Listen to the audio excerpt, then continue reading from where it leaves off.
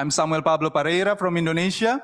I'm co-leading our private sector engagement at the World Food Forum Innovation Lab, and it is my honor to be your host for this very special event. Welcome, everyone. I'm Cristina Alderighi. I'm Italian Asian, and if my voice allows, I will be joining Pablo in moderating this exciting and much anticipated World Food Forum Innovation Labs event. So as you know, we're tuning in from headquarters of FAO in beautiful Rome. Over the past year, we've been working behind the scenes in preparation for this day.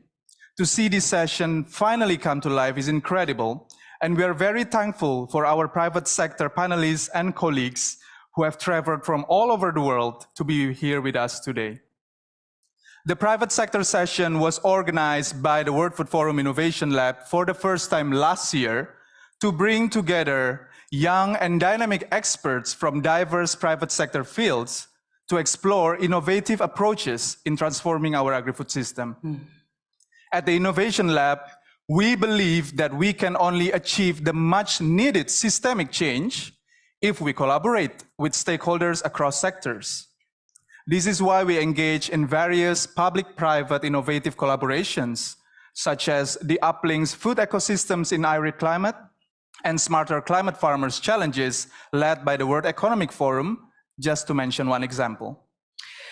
Indeed, we believe that systemic change is absolutely crucial in mitigating the adverse impact of climate change and transforming also our agri-food systems from its status quo today. So this particular session will facilitate discussions between youth and the private sector at eye level and emphasize the importance of implementing systemic change to show how the private sector can play really an important role through the adoption of innovative practices and technologies. So before starting the session, I would like to remind you, of course, this is an in-person event, but we also have colleagues joining live, so interpretation will be provided in Spanish and in French. So now I think it's time to explain what we will be doing over the last hour and a half, right? That's a great idea, Christina. First, we will hear opening remarks by our Deputy Director General of the FAO, Beth Bagdell, followed by a keynote address from Senior Vice President and Head of Global Public Policy of PepsiCo, Darcy Fetter.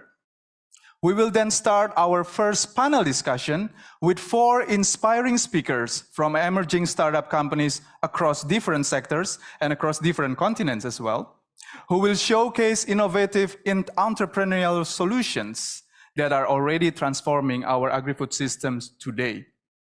These companies were handpicked by our innovation team to showcase their inspiring solutions during this session.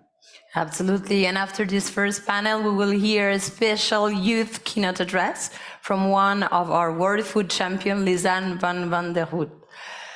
It will be followed by the second panel discussion with 3 speakers, one from a UN framework entity and 2 influential multinational corporations in the agri-food system. So the second panel is very unique because we will invite some of our youth audience here to come on stage and directly engage with our speakers.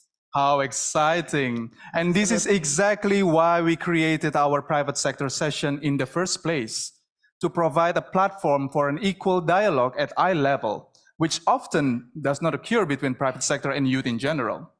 So let's dive in. Let's dive in with the little voice that I have remaining, and without further ado, it's really my honor to invite Deputy Director General Beth Bagdell to the floor to come on stage to give her opening remarks. Ms. Bagdell is responsible for FAO partnership and outreach work, and she's also in charge, of course, of the private sector. Beth, the floor is yours. Thank you. Thank you, Christina. Go rest for a few minutes, save the voice. Samuel Pablo, thank you so much for being with us. I will try to be brief. I could use all of the time that we have allotted to talk about FAO's journey with the private sector, but let's just put that in the past and go with where we are today, which is all of you here in the room with us to talk about public-private partnerships. partnerships, and how does the private sector really engage more directly with FAO and with the entirety of the UN system. The UN and FAO speak very highly of the private sector, and as Christina mentioned, I've gotten to be very personally engaged in opening up FAO's cooperation and engagement with private sector actors across the agri-food system. We really fundamentally believe in the power of working cooperatively and working together.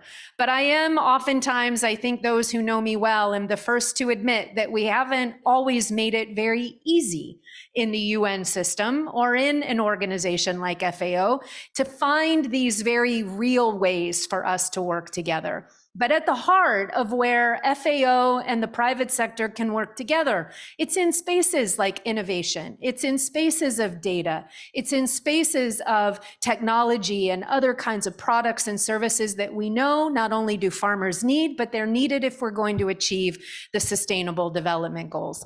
I'm just coming. I don't know how many of you, at least in the room, were here for the Startup Innovation Awards. Anybody? Some of you? Yeah, okay.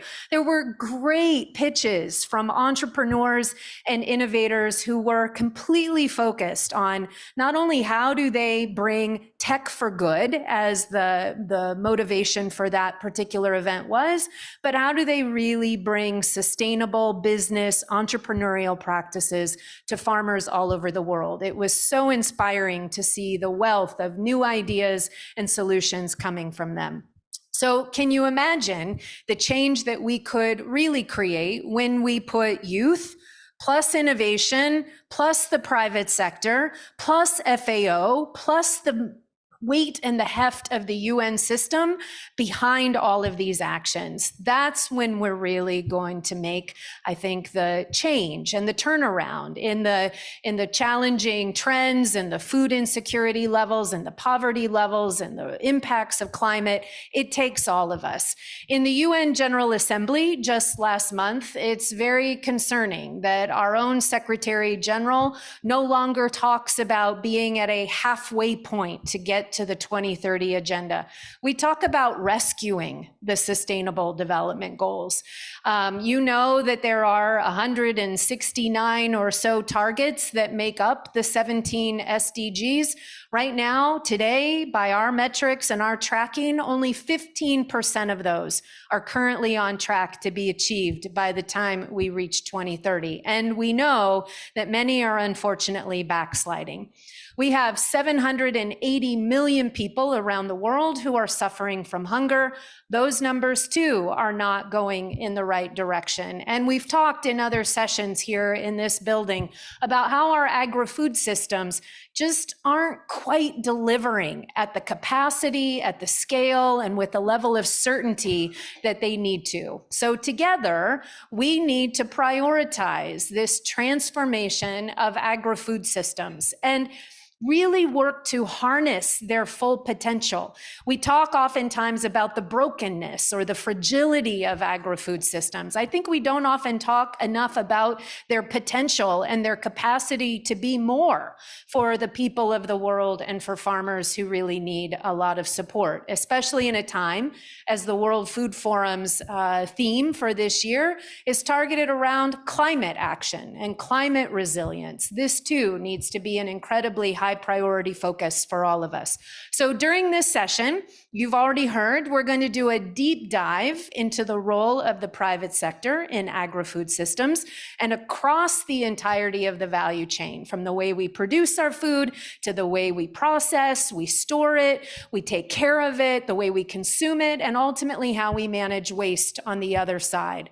The first panel is going to discuss some amazing startups and have them featured so that if they could be scaled up, they are the kinds of innovators that can create the kind of systemic transformation that we know is really needed.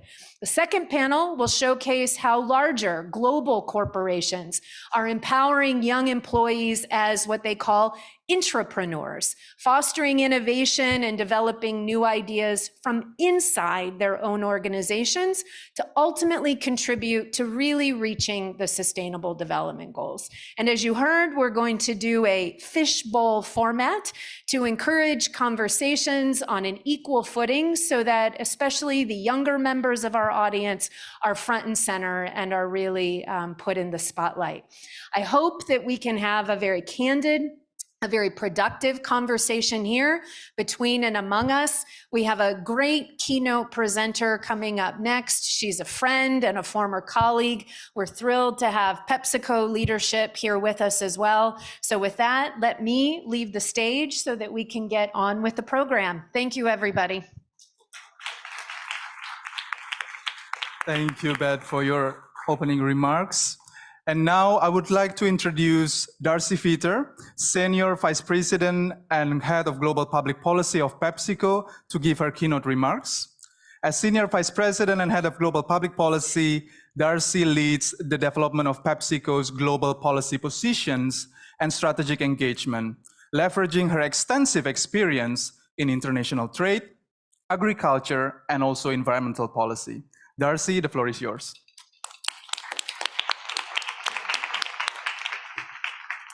Thank you so much, Pablo, and thank you, Beth, for both opening the doors for the private sector to be more engaged and for inviting me here today.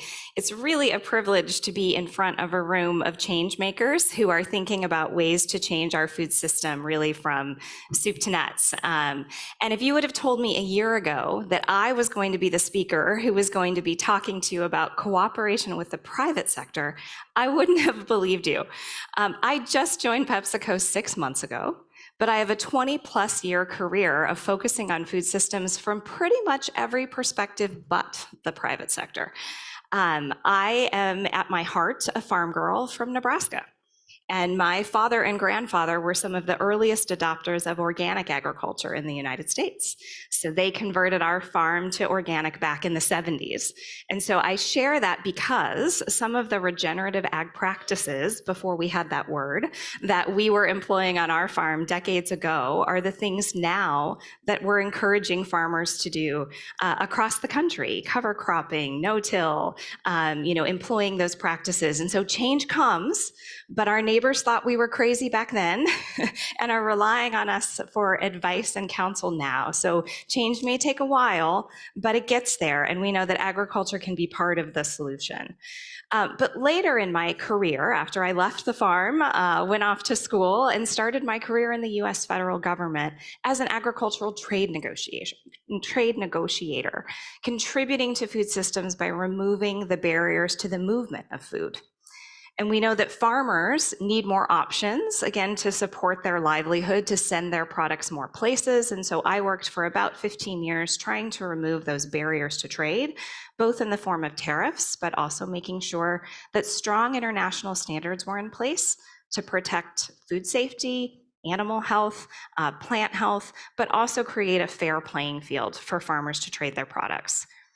I had the opportunity years later to oversee the US Foreign Agriculture Service, which from a data perspective, which we know is really key for our food systems, to provide information about policies around the world, to provide important production information and forecasting that farmers, not just in the United States, but other places depended on to organize, their production decisions. And I had the opportunity to oversee USDA's feeding programs around the world. And Beth noted that we still have many people who suffer from hunger, and a core part of our food systems is making sure that people have access to, have available, accessible, and nutritious food for their needs. And most recently, I joined PepsiCo from the Nature Conservancy, leading global policy for the world's largest environmental NGO, where we were advocating not only for policies that mitigated the negative effects of agriculture on climate change and biodiversity, but also pushed for policies and incentives that would allow farmers to be part of the solution. And then my phone rang. and it was PepsiCo. And frankly, it was a little bit of a surprise and sort of out of the blue. But the more I thought about it, I answered that call because from the PepsiCo perspective, from the private sector, simply put, the size, the scale, the geographic footprint, and the incredible capabilities that PepsiCo could bring to the table meant there was a huge opportunity for positive impact for food systems transformation. And so here I am today. And PepsiCo, like many of the other companies you may hear from in the panel later on, has set a variety of goals for itself on how to make its operations more sustainable throughout the different ways that we impact the food system and the food chain. And that includes things like setting our net zero target for 2040, saying that we're going to make all of our facilities 100% fueled by renewable energy by 2030. 65% of our electricity is already coming from renewables. That we are working toward being water positive, which means employing state-of-the-art technologies in our processing facilities to conserve water, to protect water quality, restoring more water to watersheds than we actually use, making water available to those who need it, and access to safe water, etc. And the thing is, when you do that at scale, when a company that has global reach says that we're going to decarbonize, that we're going to be water efficient, that's a huge undertaking. It means our engineers are involved, that we employ new technologies, that we have to think about not just one facility, but how do we train people so that we can take what we learned there and apply it across the globe. And one of the ways that the private sector can contribute to food systems transformation is that once we learn how to do that and do it well, we can share that knowledge with others so they don't have to relearn it. We can take the skills that are PepsiCo practice and make them available so that they can become industry best practice to also move the needle. And when it comes to things like water quality, we did just that. We had some experience in making some of our key facilities particularly water efficient. We figured out best practices for working with stakeholders who also wanted to protect and restore watersheds in the communities where we worked. And we turned those best practices into a course so that all of our employees who were running facilities in those areas could have access to that learning. And then we realized this isn't just applicable to PepsiCo facilities. Anyone running a facility that wants to be water positive, that wants to think about water efficiency, could benefit from this knowledge. And so we took that 8-hour course, we put it on an online platform, and it's freely available for anyone who wants that information. So that's a way that the private sector can contribute our skills and what we know. So I've talked so far kind of about how we contribute to climate, to sustainability from the perspective of the things we do in our four walls. But a lot of our discussion here, of course, is about agriculture. And when it comes to agriculture, PepsiCo sources 30 plus commodities from more than 60 countries on more than 7 million acres. And we have pledged that we want to advance regenerative agricultural practices on all 7 million of them. And the thing is, unlike energy efficiency in our plants, we don't control what happens on our farmers' fields. We need to make sure that we can enable them to adopt regenerative ag practices and give them the tools we need. And we can only do that through partnership. And we know that adopting regenerative ag techniques is not easy. It's not overnight success. It takes learning new skills, figuring out which cover crops work on your particular soil or with the crops that you want to grow. It means making upfront investments that can be difficult to finance if you're a farmer in new equipment, in new varieties of seeds. And so unlocking the ability to take advantage of those practices, if you think about all the farmers in our supply chain, it's not something that we can do alone. And when I think back to my time in government, we had exactly the same lament. Even in the United States, which has excellent technical assistance programs, we didn't have enough people to deliver that learning to every farmer who wanted it. We had great conservation incentives, but never enough budget to let as many farmers as wanted them take advantage of it. And so some of the things we're doing is saying, hey, How do we combine and therefore extend those resources? How do we partner with governments?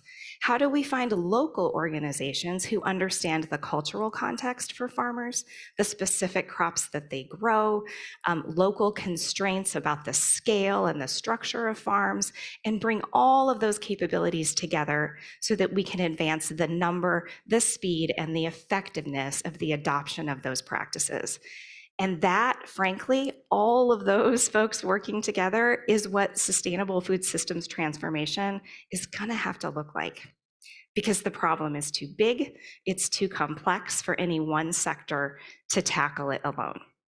And so I would invite you, as you listen to these next panelists and what they bring to the table and the way that they are tackling particular slices of that food systems transformation, to think about where you sit, and to think about what you bring to the table and how you might partner across sectors to solve these difficult and these common problems that we have.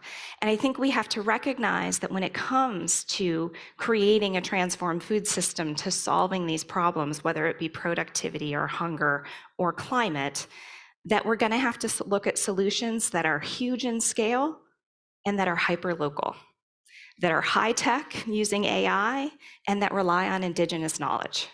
We need all of it to come to the table and to think about that radical partnership together. So again, thank you for the opportunity to address you. Enjoy the next panel, and I hope you all take advantage of the energy and community of this World Food Forum. It makes me much more optimistic about the road we have ahead. Thank you very much. Thank you. Thank you, Darcy. My voice is not back, but still I would like to thank you for your insightful remarks. Your holistic perspective and experience from across the public and the private sector is definitely needed for initiating the systemic change across our agri-food systems that we would like to see. Thank you so much. Now the time has come for our first panel.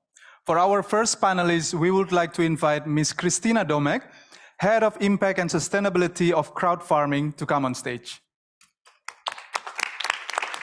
Our second panelist is Ms. Yvonne Lovenstein, Head of Social Impact and Sustainability of Share. Please, welcome. Our third panelist is Mr. Zhiqian Zhang, CEO and founder of Titron Bioworks. Zhiqian, the pleasure. And our fourth and last panelist is Marie Hammam, Business Creation Manager of the European Institute of Innovation and Technology Food. Please.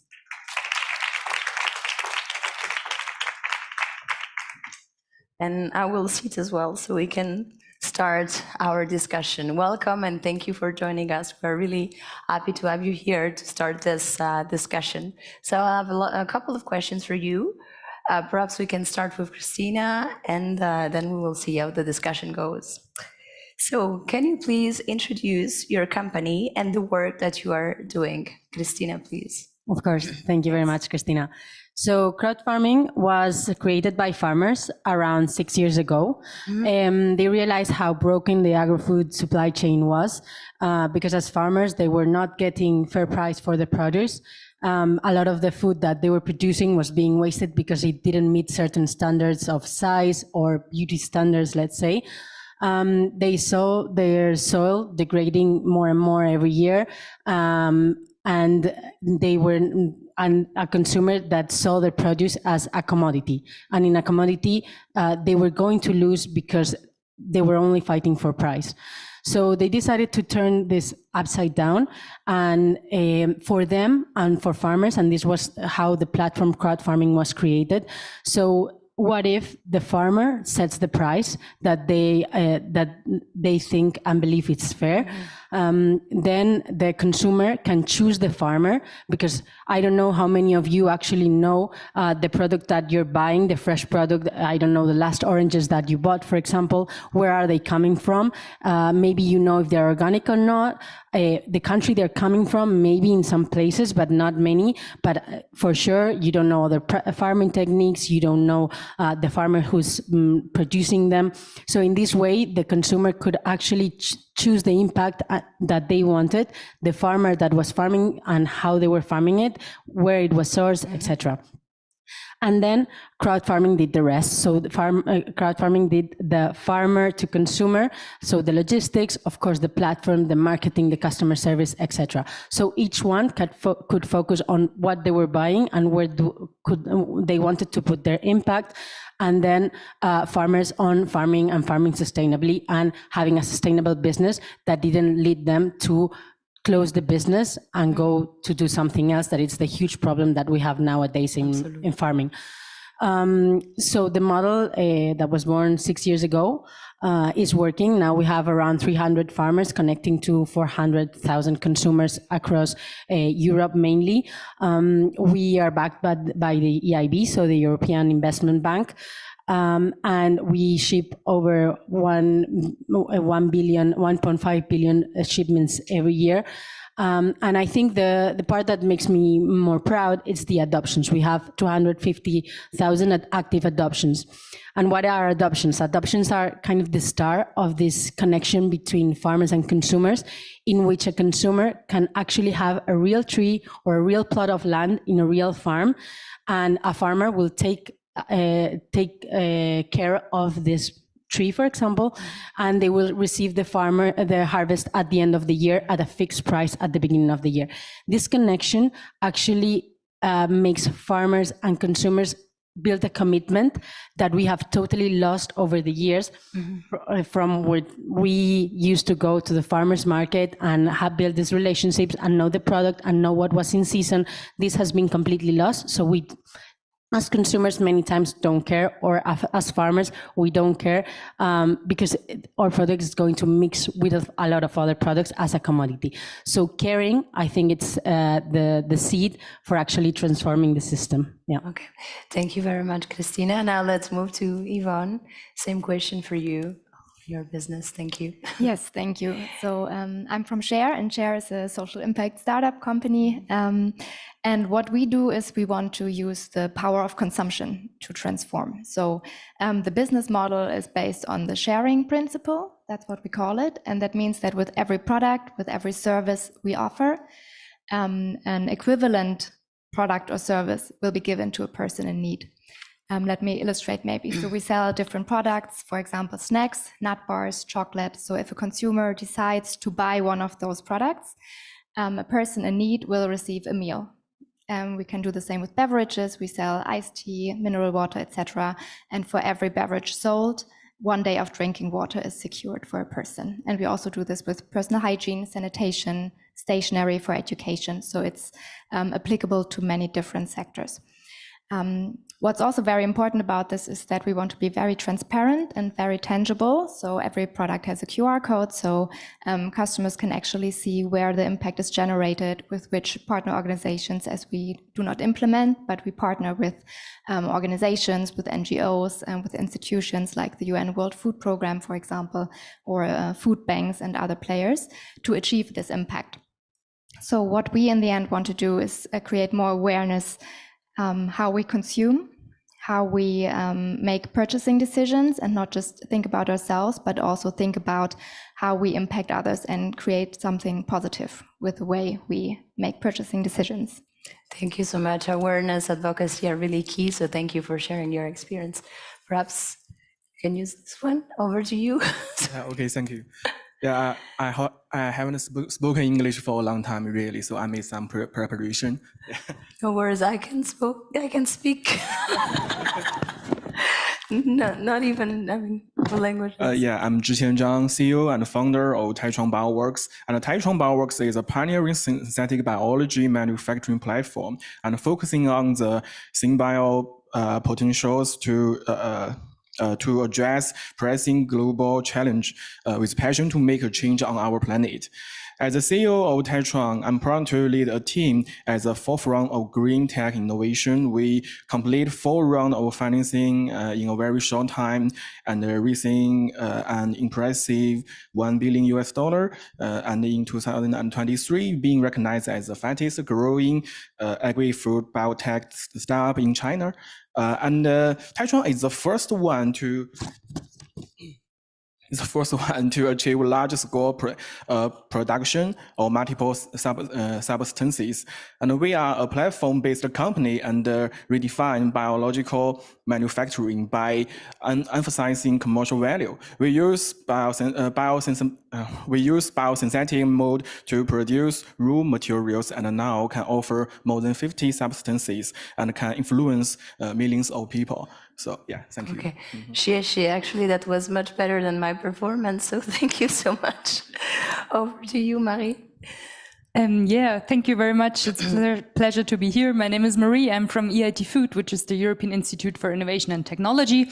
And what we do is we particularly support and steer innovation, tech innovation, to allow the food system transformation to a more sustainable, future-proof, and also healthy one. And with healthy, we not only mean healthy for the consumers, but also, for the nature. And we do that with a European-wide partner network from industry, from research, but also from universities, always investing in our so-called knowledge triangle, making sure that people or institutions from different perspectives come together and work together, collaborate to come up with new innovative approaches. And in my role as business creation manager, I'm working in the business creation part of EIT Food, where we support startups on a European scale. We have an incubation program, we have an acceleration program, and we also have a scaling program allowing us to reach over 1,000 applications once a year, which is quite nice to see that there's so much innovative energy and novelty coming up. And I'm supporting the startups and are also quite active in the ecosystem, particularly in the European West region. Many thanks, and thank you for these nice introductions. It's really interesting to see all these different initiatives. So I have a second question actually for all of you. So in your line of business, how can your work contribute to systemic change in our agri-food system? Is it through reducing emissions from production? Is it through reducing food loss and food waste through the supply chain or the chain? Or does it contribute to a more circular bioeconomy? Let's go back to Christina and Thank you. So basically how we approach it in crop farming is we simplify the supply chain to tackle each part, each bit, and try to create a positive impact in each one. So in our case, we focus in two key stakeholders, that it's farmers and consumers. Agri-food supply chain has become so complex that using a systemic change and approaching it in a systemic way, it's super complex, like matching those two complexities. So we decided to simplify it.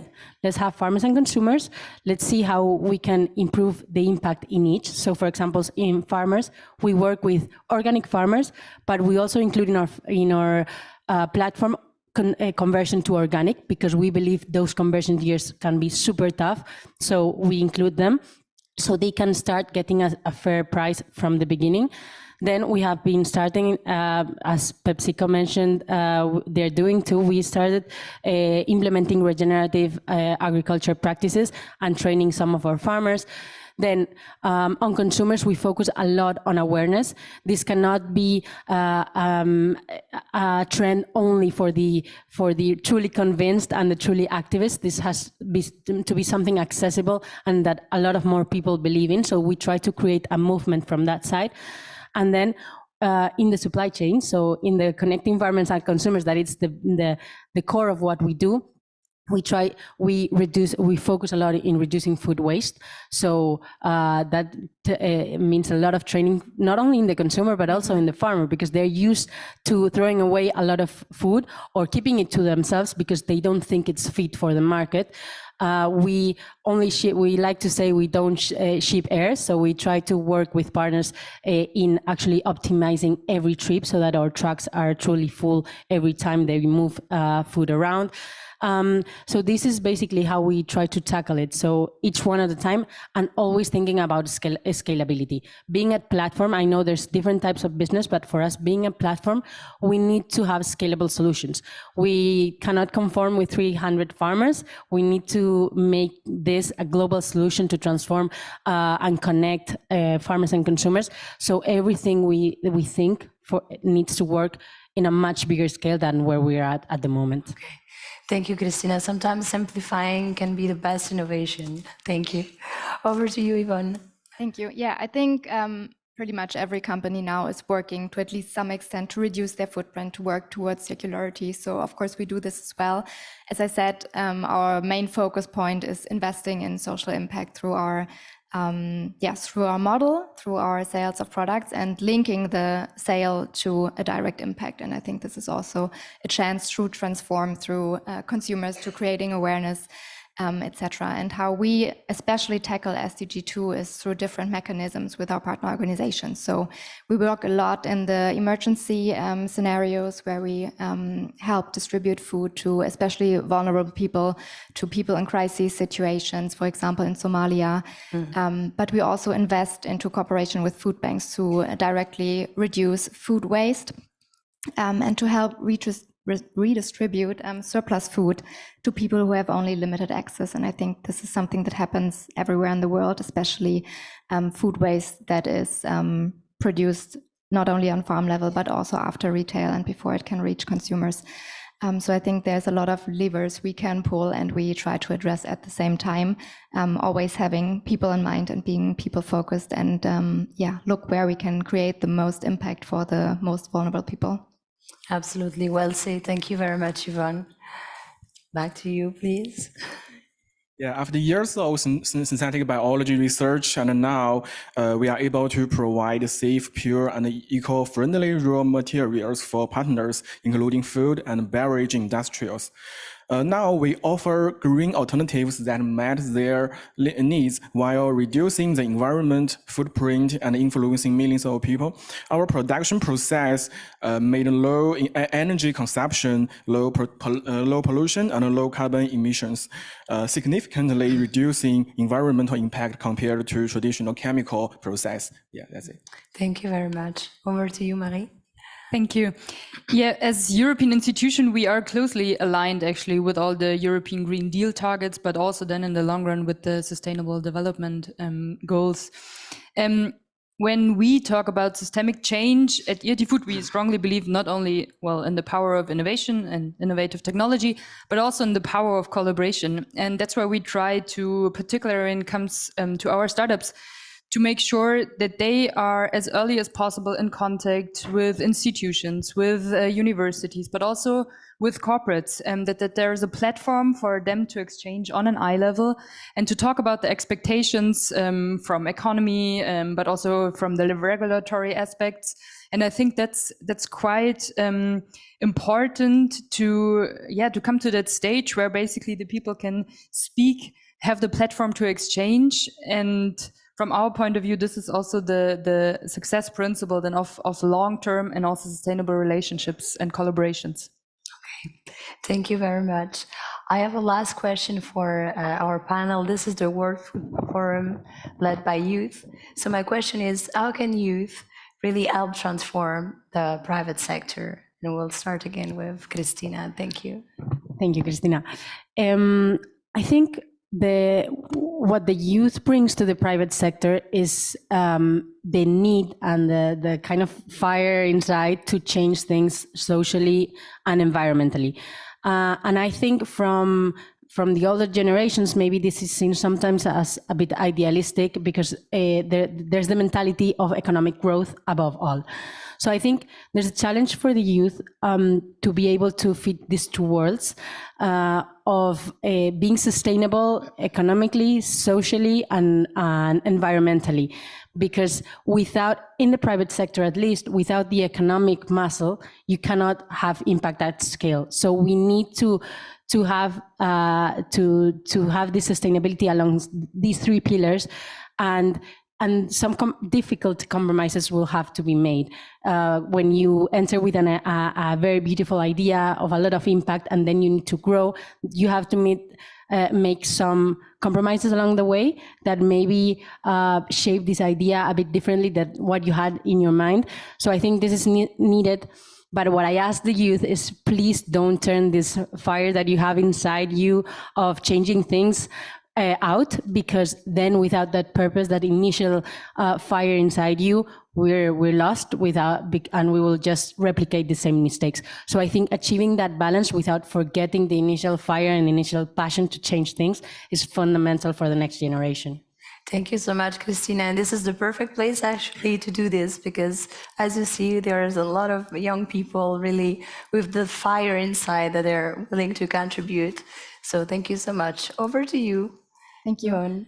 Yes, I think what we see a lot is that youth as also a customer group is very important, as they hold brands accountable, as they not just ask for their demand environmental sustainability, fair business conduct, and that businesses take over responsibility to address local but also global social problems. So this is a really good tool, and I think something that is important to hold us all accountable and push in the right direction.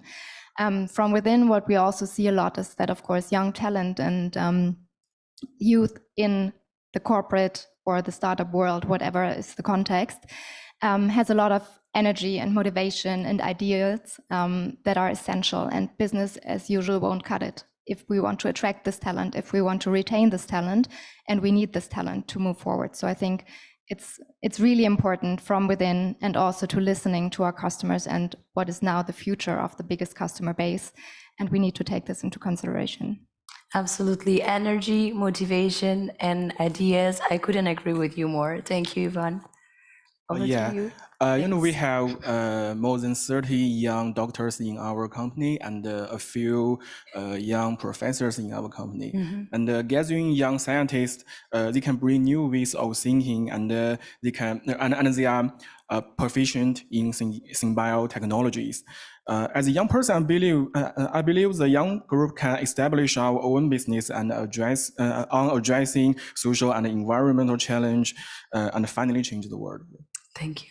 Over to you, Mai. So I fully agree to all my three panelists before. I'm strongly convinced of the power and of the energy of the young people, and I also would like to draw attention to the fact that I think the younger generation was growing up with a very different access and also way of using technology. Yeah, so that's our advantage right now, and I think we are so well educated in terms of the way how we speak, the way how globalized the world already is, and the way how we are used to speak maybe one or two languages, and also being used to collaborate on a global scale. So that's the power we can bring onto the table. And I wish from my side, and that's maybe also a personal wish, that there's more often a seat on the table for young people. Yeah, listen to them, give them more power, and more power is not only money, that's also voting rights, and give them a mic. Absolutely.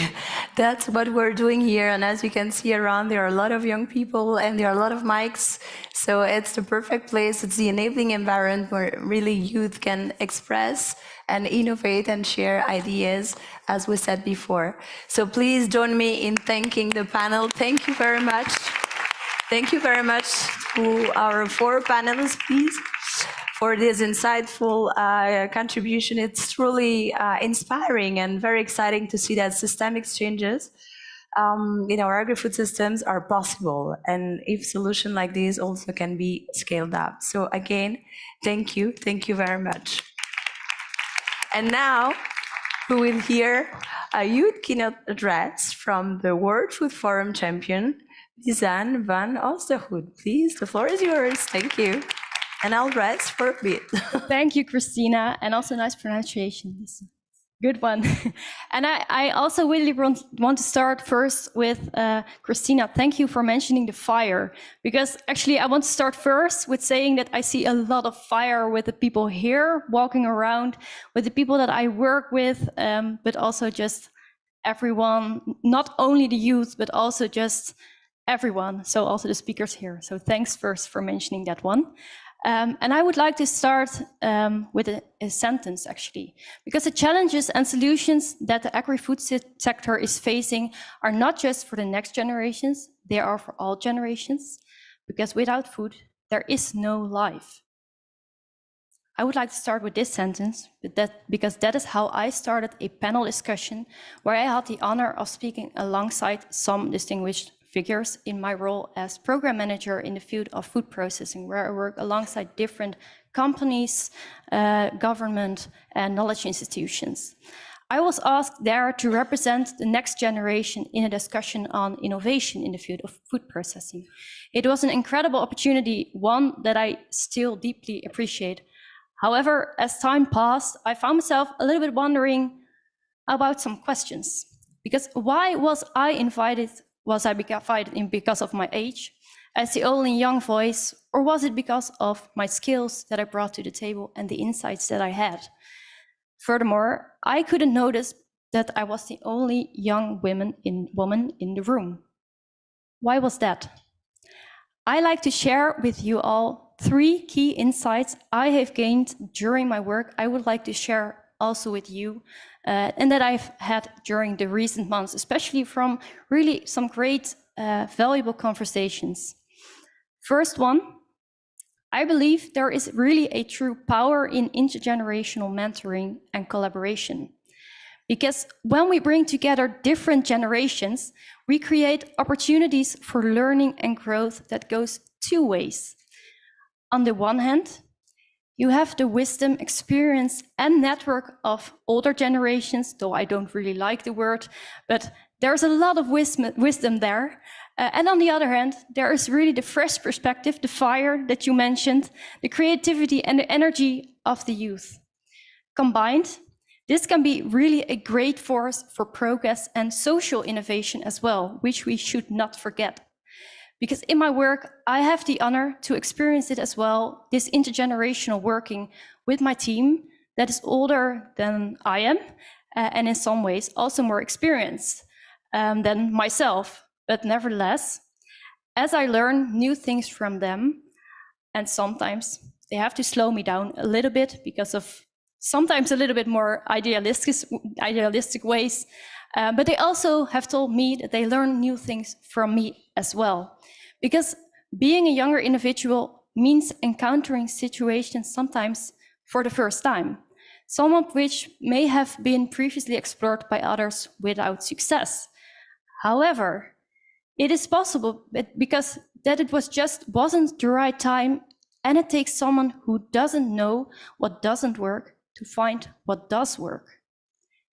And this is not always easy, because both ways, it takes the ability to be open to feedback without feeling offended, but also to give feedback and have open conversations, constructive ones, which I believe in the end can only make you grow as a person. Second, I have learned that beyond age or any other type of group balancing, it is about what this diversity represents. It is the unique qualities and the viewpoints that different groups offer that enrich our work. This is what makes events like these, where we have those groups all coming together, so special. Because it's meeting people from various countries, organizations, backgrounds, and culture that enriches me, and I hope you as well, as a person, as an individual, and the moments here that we can carry home with us in our work, but also in our daily life. And finally, the key experience I learned is about collaboration and trust. Because in a world that is sometimes a little bit polarizing and also more increasingly interconnecting, collaboration and trust, I believe, is vital. Because we must bridge gaps between generations, genders, and all layers of organizations and break silos. We might not always agree. Also here in these rooms, we might not agree, but it's not and never is us versus them. It's about working together with trust and generally listening and learning from each other. So I hope that as you all return to your work after this event and you open the door tomorrow morning, I encourage you to reflect on this discussion here, the panel that you hear, but also maybe some of my words, and have an open conversation with someone from a different generation, background, gender, or organizational layer within your organization. Be open to each other's questions and insights, share valuable experience, and be open to each other's feedback as well. Because both perspectives matter, and there's always a lot more to learn. Because in the face of diverse challenges we encounter, We must embrace a diversity of thinking and a diversity of people. But not only that, and I've heard it now also in the panel, we also need a way of collaboration, of working together in a transparent, impactful, and powerful way between NGOs, youth groups, civil society, and private sector, I believe. And this is, I believe, also where our strength truly is embedded. Thank you. Excellent. Thank you very much. Thank you, Lisan, for your strong call to actions and for your strong keynote remarks and your call for everyone, both young and old, all generations everywhere, to actively engage in creating systemic change, to actively engage even in difficult conversations, both within and outside of private sector, to finally we can transform the agri-food systems together. Now it is time for our second panel, where we will have 3 inspiring young women as panelists. For the first panelist, we would like to invite on stage Ms. Bruna Elisa, Manager of SDG Innovation Accelerator for Young Professional at the UN Global Compact. Welcome, Bruna. And our second panelist is Ms. Julia Manhon, Global Marketing and Digital Manager of Nestlé. Please. Thank you, Julia. Welcome. And our final panelist for this session will be Ms. Rita Lusa, Corporate Affairs Manager, Stakeholder Relations and Partnership of Tetra Pak. Rita, the floor is yours.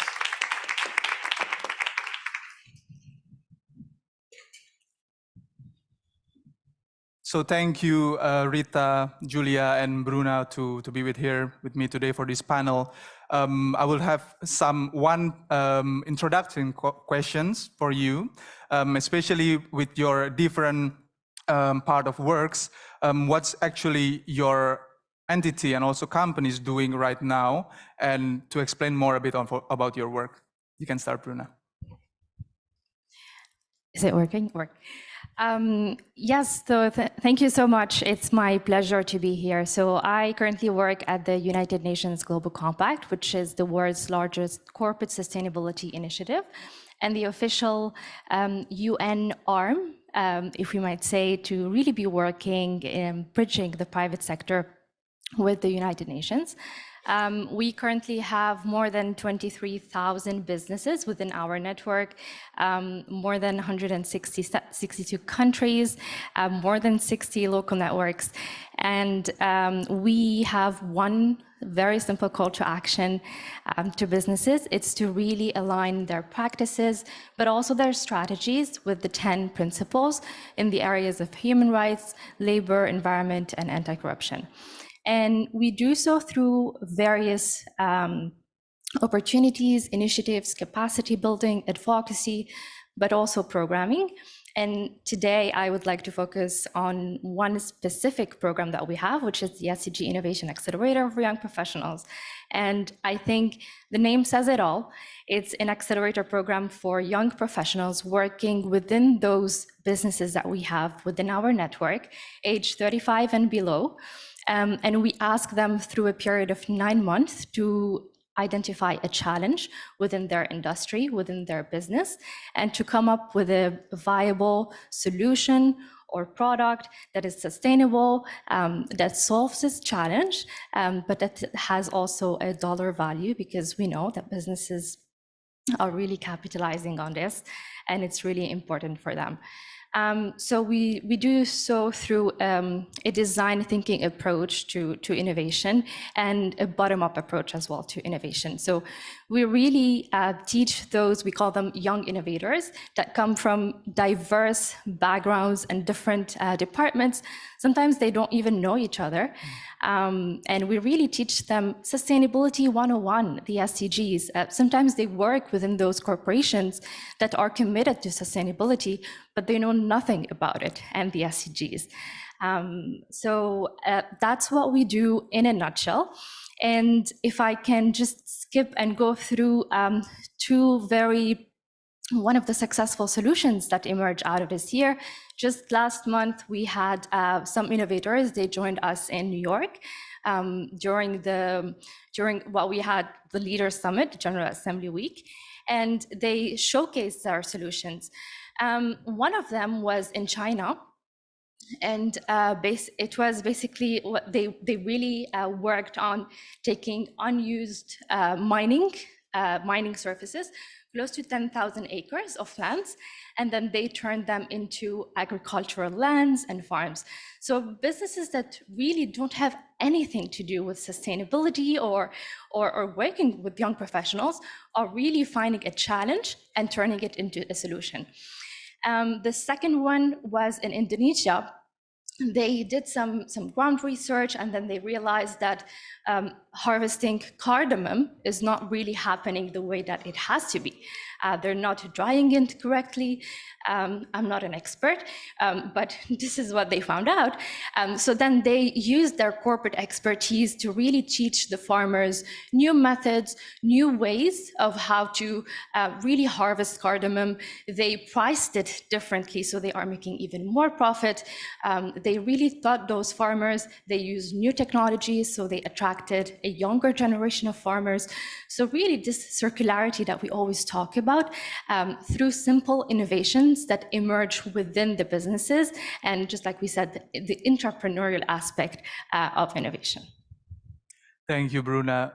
I think like many of us here probably before today doesn't really know that the UN itself has its wing on entrepreneurship that working together with large corporations. So thank you for that introductions. Over to you, Julia. So I'm here as living, breathing proof that you can survive the UN Global Compact Innovation Accelerator. And I'm here to talk to you about that. I went through this experience with a team of 4 people, and I do confirm that I did not know my team members prior to coming into this event. It was really exciting because even though we didn't have that common background, we had a common vision, and it's that we wanted to drive change from within our company. What excited me about this program was that, well, there were 3 things: sustainability, innovation, creating something new, and doing it fast. Because in big companies, sometimes we can be a little slow in getting things going. And we decided to focus on SDG goals 12 and 13, so responsible consumption and production and climate action, which are very tightly linked.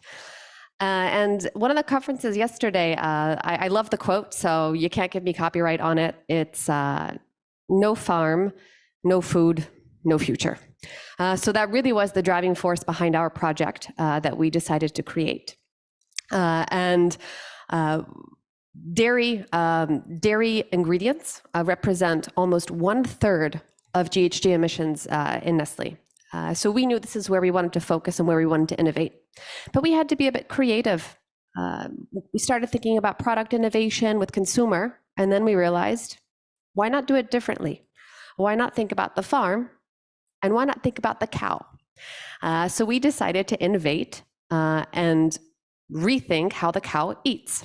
Thanks to this project, we worked with a whole bunch of people across the world in Nestle, in Singapore, in Brazil, in different countries throughout Europe, to come up with a new recipe for cow feed in Brazil, which has the capacity to reduce the CO2 footprint by almost 40%. So something that is massive, and just in several months' time, by getting together a few brains and really passionate people, we managed to do this. Where are we today? We have met with key decision makers in the group, and we are targeting to test this in the market. In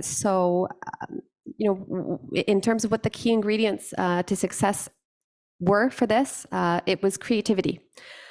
It was passion. So many of the people that we worked with, this wasn't part of their daily job. They went out of their way to help us because they were united around this common passion to want to make a difference for us and for the future of our farming. And lastly, cross-functional collaboration. Alone, we had an idea. Together, we had a voice. And we were able to take this idea and deliver transformational change. So Really powerful experience. I recommend it for any of you other private sector people out there. I'm super inspired by the startups and what you guys are capable of doing. But I'm also happy to say that in the private sector on a larger scale, we also can drive change. Thank you, Julia. And it's true, it's very important, especially in larger corporations, that sometimes you work on a very grand scale and there are like some innovative ideas, maybe from like some country office, maybe from the innovation lab, which you only need to connect through some people inside of those silos. Even silos also exist in private sectors. And that through that collaborations and innovations and the youth and the energy to move fast and think quickly, that we can make some very, very useful and very, very adaptive, applicable solutions. And it can be scaled up in a more general and a more bigger scale. So thank you for that example. And lastly, me, I'm not part of this program, but I'm very happy to say that I'm very glad to be joined by Nestle, which is one of our customers, and by UN Global Compact, which is one of our partners as well. So that's really great to see that we all come together in these forums as well. My name is Rita Loza. I work at building the bridges between policy, innovation, and sustainability by managing and creating multi-stakeholder partnerships for Tetra Pak. Tetra Pak, probably you have seen this logo. I think it's there. Thank you. In some beverage cartons, maybe not, but if you have, you probably know us for our packaging solutions. However, our focus goes far beyond packaging solutions. So actually, we also provide processing solutions and services to the food industry. And the interesting part about it is that that means that it's not only the food that you would normally encounter in a beverage carton, but many more types of food. We operate in more than 160 countries worldwide, and we work very closely together with our customers, suppliers, partners, to make food safe and available, innovative, and environmentally sound to meet the needs of hundreds of millions of people every day. And we are very proud of this. So working in the food industry, as I guess all of you in this room, or almost all of you in this room, we are really committed to decarbonize and transform global food systems. And we have been for years working on many, many different initiatives. I'm very glad to say that I'm joined in the company by a handful of, well, much more than a handful, an enormous amount of creative people, engineers, technologists, scientists that really are the brightest minds and have been developing different initiatives and innovations. But now we are about to present to the world our 4 pathways to change, which is our attempt to basically bring a structure to accelerate and scale the impact of these different initiatives we've been running around the world. And they are 4 pathways. So I just wanted to give you a brief idea of what they mean. One is very connected to your project. So we are actually working to enable the transition to sustainable dairy. Then secondly, we are also working a lot to reduce and minimize food loss and waste, especially across the value chain, but with the use of technology. Then third, we are also working to scale the access to safe, nutritious food through sustainable packaging. And lastly, we are innovating for new food sources, which is something that really fits in this panel today. So I just wanted to bring about really recent news, partnership news as well, that we just launched yesterday, a new partnership with Lund University in Sweden, and we are launching a new research center for innovative sustainable food and new materials that will rely on bioprocessing. So that's one news, and I guess we'll go forward in the next minutes. Thank you, Rita, and thank you so much for giving the 4 pathways. I think it's very, very important for us to work across the sectors, of course, in agri-food systems, not only how we want to reduce food loss and food waste across the supply chain, because as we know, in many different commodities, the supply chains also varies across commodities. Some of them probably have shorter supply chain, and many of them from post-harvest loss, from several layer and several process of processing before it's touching into retail industry. There are already some commodities and also some food produced that are lost in several process. And at the end, of course, we also have food waste on the retail consumer. And all of these projects that you were mentioning earlier, it's also helped to reduce some of those loss in the middle. So after my first question, now I would like to invite any of our younger audience here to give some question to come on stage. And yes, I see one gentleman over there. Please go ahead.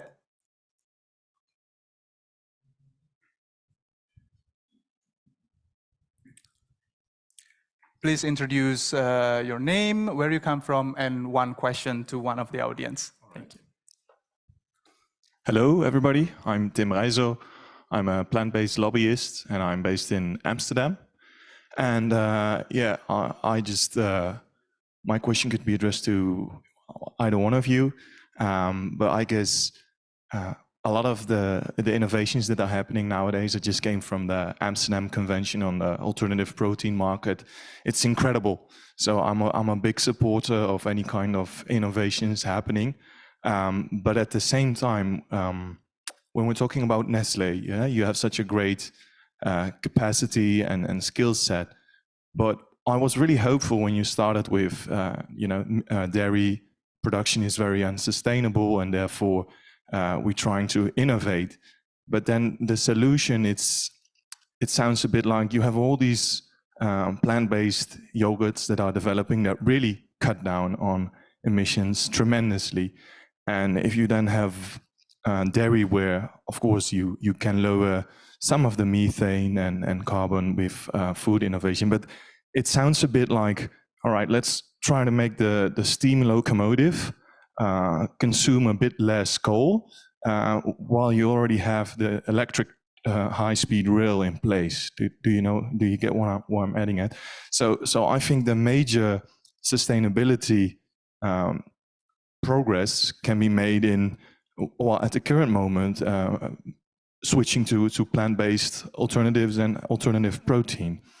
I guess there's a pathway in between, but yeah, is this also on the table with Nestlé, or?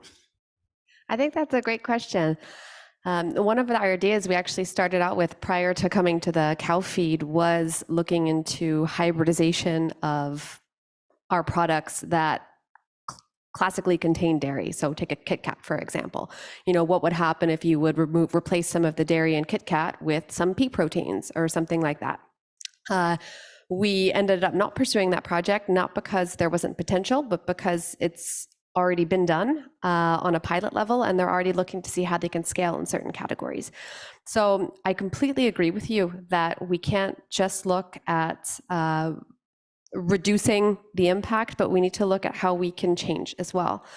So I think that neither of them offers the full solution, but in looking at a combination of how can we reduce on one end, and for people who don't necessarily need the full nutritional benefits from milk. For adults, for example, we don't have the same nutritional needs as children.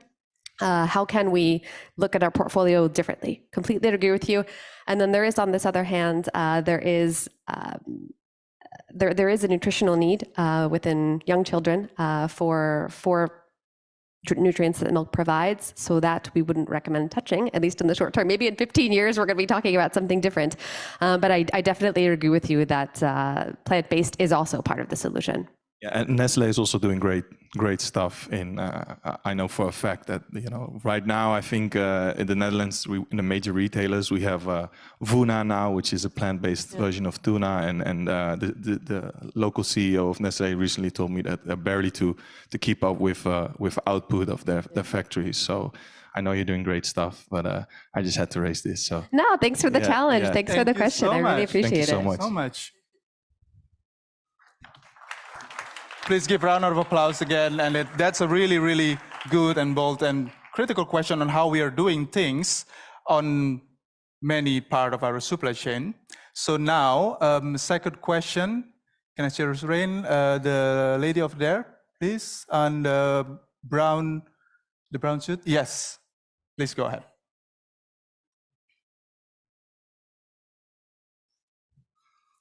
Please say your name, where you come from, and one excellent questions. Okay, hello, my name is Annabelle Buro, and I work for FAO on land degradation neutrality.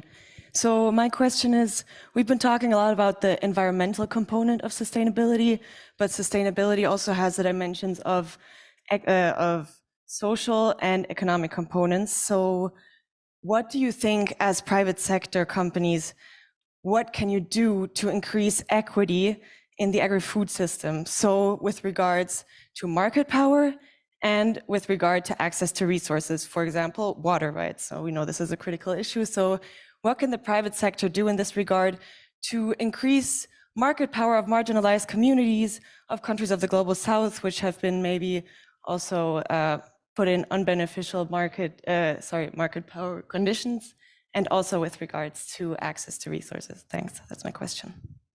Okay, I will attempt to answer this question. Thank you so much.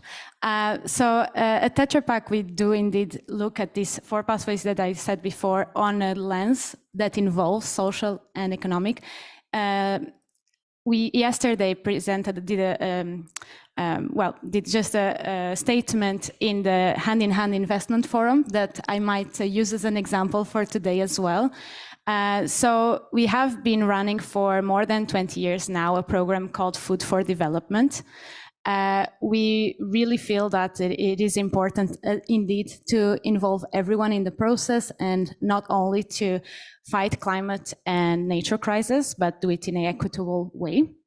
So yesterday with the Colombian government, they've presented a public-private partnership where we are collaborating in as well, together with the Swedish government and FAO. So, you know, we are together as well.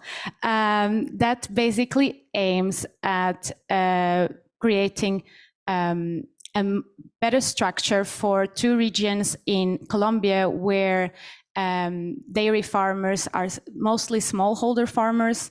It's a region that has been going out of conflict very recently, and where we use this food for development model. We call it the dairy hub model, where we basically find ways to connect our customers, so food processors, with smallholder farmers through creating this sort of market access, which indeed will then benefit as well the livelihoods of the families of these smallholder farmers. But as well, we provide with teaching opportunities, education, a bit like PepsiCo was highlighting before, to these smallholder farmers so that they can improve the efficiency of their dairy farming and therefore get more out of less, if I put it very simply. I don't know if this answers totally your question, but I hope so in a way. Yes, that's one example. Thank you. Maybe Julia and Rita, you want to add? Sure. And Bruna.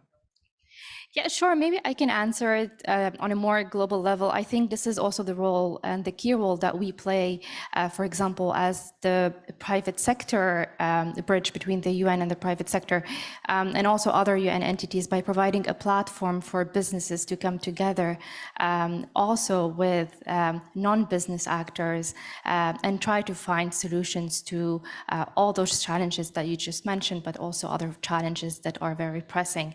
And I think the role that the private sector plays is, first of all, by setting targets internally and by advocating for those targets and by inviting other businesses to join the pledge and to join the movement. And this is also embedded within the sustainability strategy overall. And that's how you see other businesses joining the movement, other businesses seeing examples and case studies of what's actually happening and what others are doing.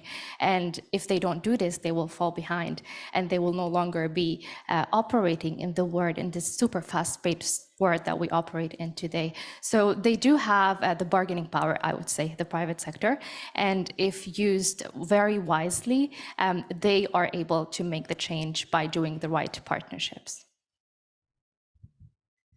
So we've talked about education, partnerships, and I wanted to bring a third component to the answer by sharing my experience I've had in the coffee industry with the farmers and the communities around that. And this is from 2017 as well, so it's not fresh news. But I visited the coffee farmers that Nestle partners with Nescafé, and I was super touched to learn how I would say we can use our resources, our knowledge, our technical expertise in order to improve the livelihood of the people, that the smallholder farmers that alone don't have the resources nor the ability to do it themselves. And we visited plantations that were, I would say, in partnership with Nescafé, but also ones that weren't. And we saw the difference in the health of the coffee plants. And we had the farmer, it was so beautiful. He invited us into his home. We were 12 people, all huddled around his kitchen table, and his wife had scrambled together cakes and made us cakes and given us coffee from that she was so proud to give us that they had grown, and they could just not express their thanks enough on how we had helped send their daughter to college so that she could learn farm administration to take over the farming from her father later, and the crop tips that we gave to help them plant banana trees around their coffee farms to give them more shade so that the coffee was better, as well as more revenues, complementary revenues from that. So we do a lot of initiatives on site, and the investments in R&D that we do is to help the local people really have a better livelihood and improve the communities around them. Thank you so much, and thank you for that questions earlier. I mean, equity especially is very, very important, and equitable sustainability is not only doing on how we are doing it on a global scale, but also in the smaller scale in the global south especially. So thank you very much for that intervention. Thanks a lot.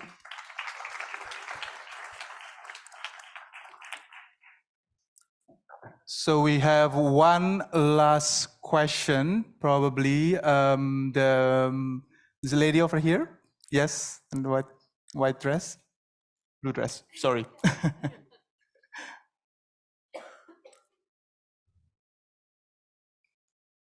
Please come on stage, and just one quick question.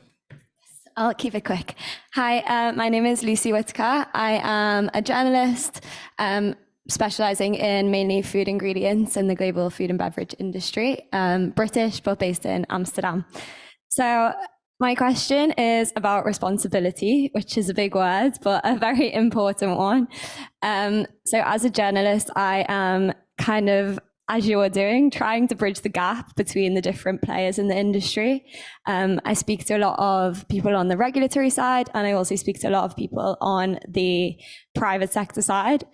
And what always strikes me is when we're talking about climate and when we're talking about pledges and social impact and this kind of impactful change that needs to happen, the regulators always say that it has to come from the private sector, and the private sector always say that it has to be driven by the regulators.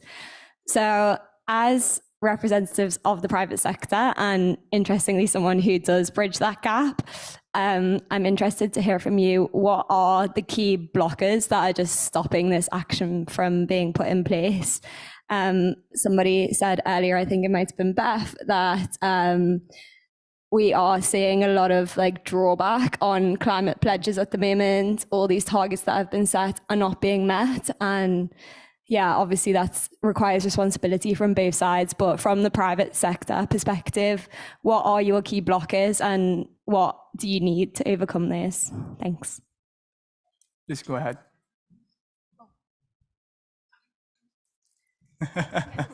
I can answer from the private sector perspective, but I can say that this is something that we always drive forward. As I said, we have a stream that is purely focused on climate. We have a climate team dedicated to lobbying and to do lots of advocacy and to also bring together the key actors in this space and to kind of point fingers, but in a very diplomatic way, as we say, Oops. But I think this is the kind of push that we need. And this is what we can do as a UN agency and as an entity that does not have the right to issue those legislations or regulations. At the end of the day, what we can do is a lot of advocacy, a lot of lobbying within the businesses. If you've seen the halls during the General Assembly, I've walked into some of the rooms and I was like, oh my God, some of the major decisions are being taken, are taken as we speak, and as I'm walking by, because you have really the heads in the room talking about the challenges and trying to push forward the agenda. Because at the end of the day, also something to add, and maybe that's related to us, we here are the consumers, and if we keep listening to those conversations and to those key players saying that, yes, we want to move forward, we want to take this pledge, we want to do this, but then they're not able to achieve, and that's why I said put targets, then we will boycott them. We will stop using their products. We will stop listening to their speeches. So from the UN body perspective, I would say that this is our role and this is what we could do. But at the end of the day, it's this step forward that the businesses have to take and that have to put in place for all the talks that we prepare for them to really be implemented in real life. Great question. It's tough. I know you want me to answer from a Nestle perspective, but I'm a consumer, I'm a human too, and so I'm probably going to have that seeping through in my answer. I think the biggest, and I'm not going to see it as the barrier, but I would say the biggest opportunity for change is, as Bruno was saying, it's the consumer.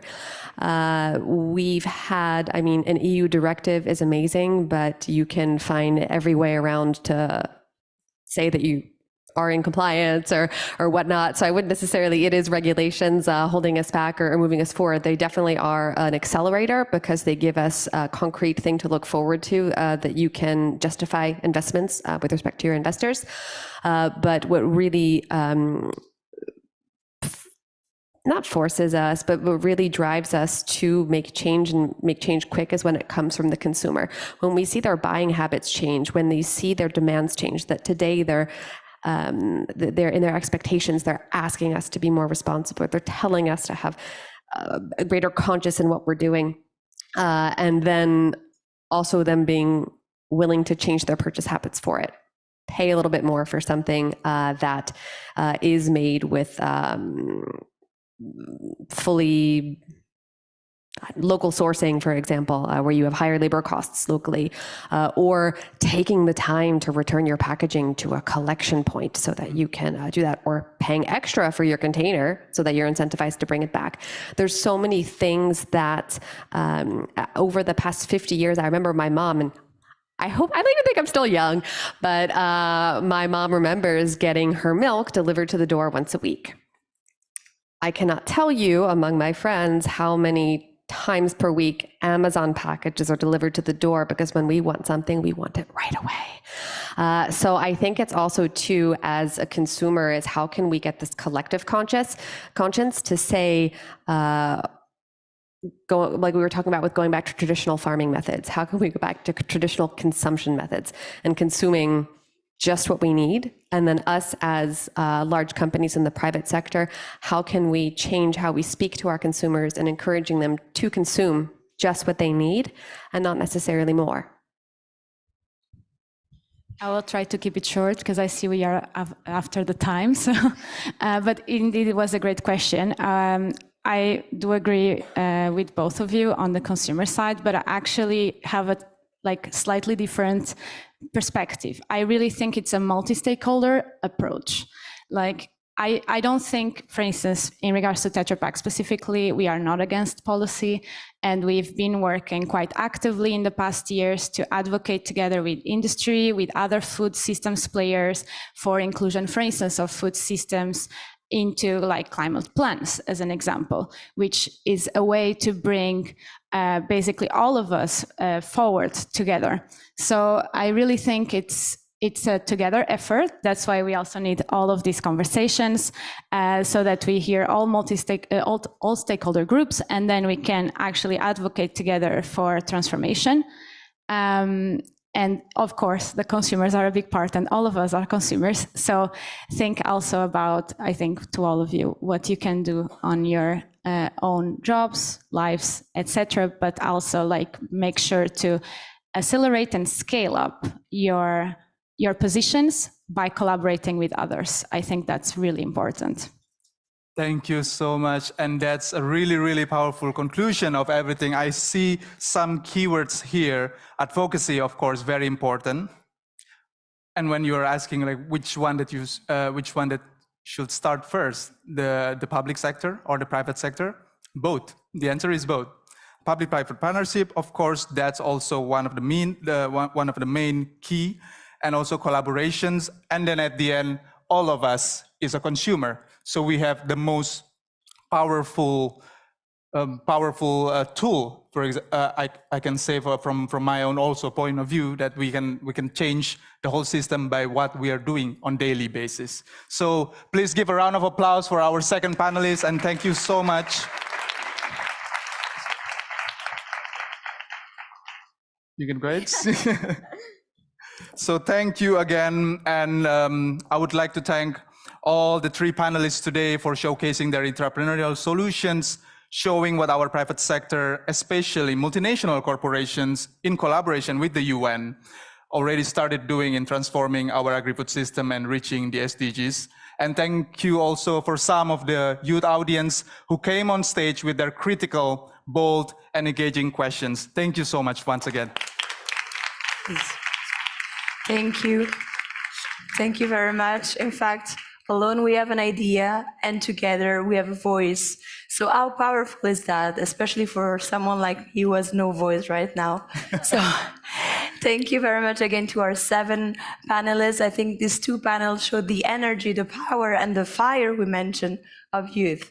And that together, this confirmed also that together, through collaboration, we can really start that systemic change that is key. And we can start that systemic change right here, right now, where everyone is involved, and we can really contribute to the transformation that we are looking for. So once more, many thanks. And now we are about to conclude our event, and I would like to invite again Deputy Director General Beth Bagdal to give her closing reflections. Beth, the stage is yours. Thanks very much, and I will be very brief. We are past time, and I have the Minister of Agriculture of Bhutan waiting in my office upstairs, so I will need to find my way there. I just want to thank everybody who's here in the room and who is with us online for being a part of a really important conversation inside this building. I mentioned earlier our engagement and our cooperation with all types of private sector actors and entities has been a journey. And we really see the kinds of opportunities that were discussed here for collaboration of all types. But you have to remember that first and foremost, FAO is a member-driven organization. We hold that very close to our way of working, that we have to be respectful and mindful, and particularly keenly focused on the particular interests and the points of view and the opinions of individual countries and individual regions. But that doesn't mean that we can't find more ways to bring private sector voices to these complicated and complex scenarios that agri-food systems finds itself sort of swirling in at the moment. And for us, it's not always what can oftentimes for a UN organization, and I'm so thrilled to have the UN Global Compact here with us as a part of this discussion. There's oftentimes in the UN a feeling of these relationships need to be formal.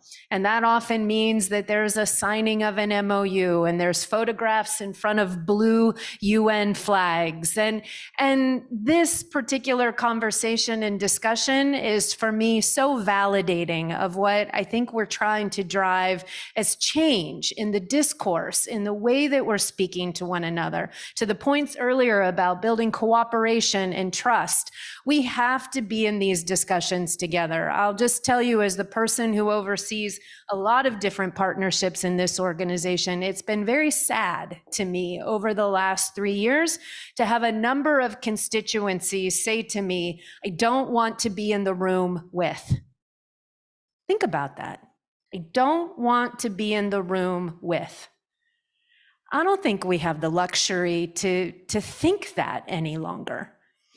Now, we have differences of opinions, we have difficult issues to work out, we have conflict, but we have to, in a constructive way, be in the room together. We need the indigenous youth who are in the tent right outside. We need private sector who are here in this particular room. We need youth that are everywhere in this building this week. We need scientists, we need researchers, we need civil society organizations, we need our UN partners, all to be here. And that's what I think is so exciting about what we have been able to pull together around this World Food Forum concept. There's more collaboration, more trust to build, but I am so grateful to all of our presenters, our keynote addresses, the different collaborators who came from more of the early stage, small scale, growing SME community. I see many of you are here.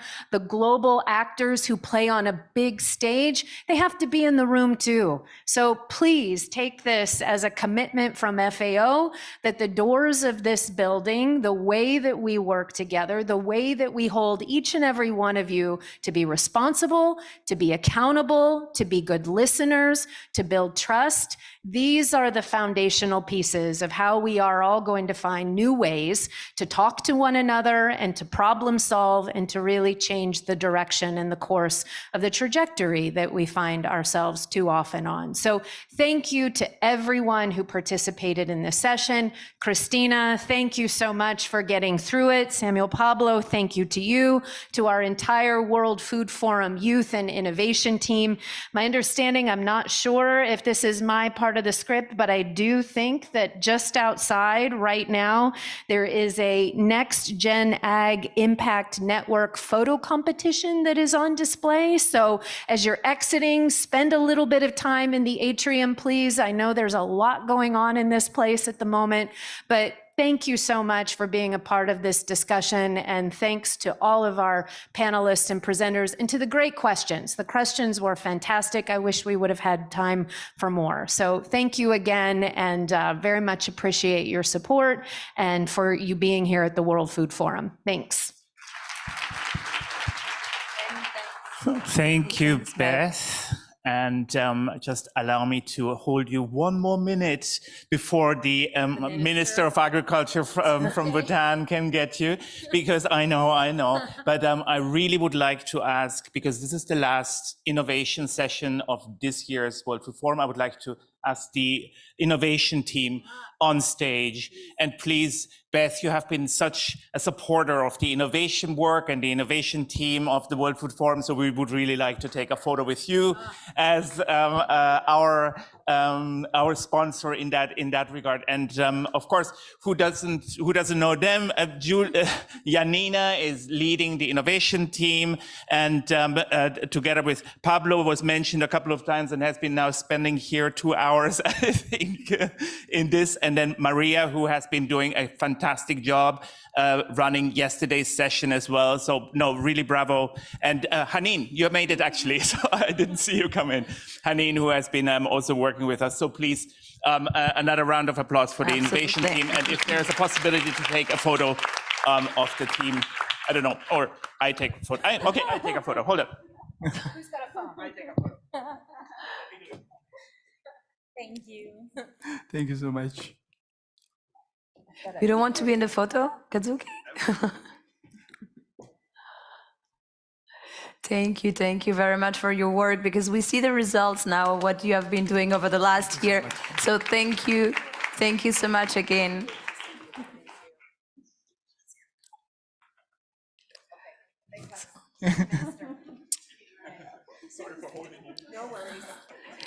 So we talk a lot about giving an opportunity to young people. So I don't know, Kazuki, you're the coordinator of the World Food Forum. So if there's any final word that you would like to share, Kazuki is young at heart, as the Director General of FAO said. So you made me very old now. That's the thing. That's saying that. No, nothing else from my side, but there is a fantastic photo competition that was done by Engine, and that's now happening there outside in the exhibition. Everybody is very welcome to take a look at fantastic photos that were taken around innovation in agriculture. And afterwards, here again in this room, there's going to be something about storytelling. And the Moth is going to be here for those who know this organization. And they're really known for fantastic, really engaging sessions on storytelling of storytellers who do interesting and engaging things. So get surprised. And with that, yeah, back to you. Okay, so thank you very much. Thank you, Kazuki. Thank you to all of you. Thank you to the colleagues and people watching and following virtually. And we hope to see you next year. Thank you so much. Bye-bye.